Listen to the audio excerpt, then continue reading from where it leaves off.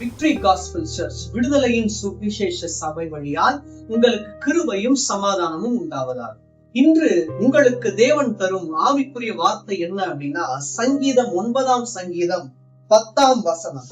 கர்த்தாவே, உம்மை தேடுகிறவர்களை நீர் கைவிடுகிறதில்லை, ஆதலால் உமது நாமத்தை அறிந்தவர்கள் உம்மை நம்பி இருப்பார்கள். இதுல பாருங்க, கர்த்தாவே, உம்மை தேடுகிறவர்களை நீர் கைவிடுகிறதில்லை. அவர் ஒரு நாளும் நம்மை கைவிட மாட்டார்.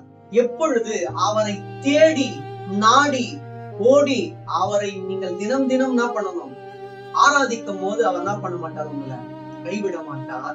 அவரை தேடுகிறவர்களாய் நாம் இருக்கும் போது நம்மை கைவிடாமல் பாதுகாத்துக் கொள்ள தேவன் வல்லவராக இருக்கிறார்.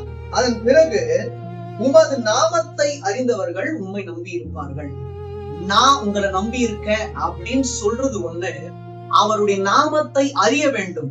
அவருடைய நாமத்துல அவ்வளவு குவாலிட்டியான வேல்யூஸ் நிறைய இருக்கு. அதை நம்ம அறிந்து கொண்டு வாழ்ந்தால் நாம் வாழ்நாள் முழுவதும் தேவனையே நம்பிக்கொண்டு வாழ்ந்து கொண்டிருப்போம். ரெண்டு விஷயம், தேவன் நம்மை ஒரு நாளும் கைவிட மாட்டார். அவரை நாம் தேடும் போது அவருடைய நாமத்தை அறிந்தவர்களாய் நித்தம் நித்தம் அவர் மேல் நம்பிக்கையா இருந்து வாழ்வோம். தேவன் தாமே நம் யாவரையும் ஆசீர்வதிப்பாராக. ஆமென்.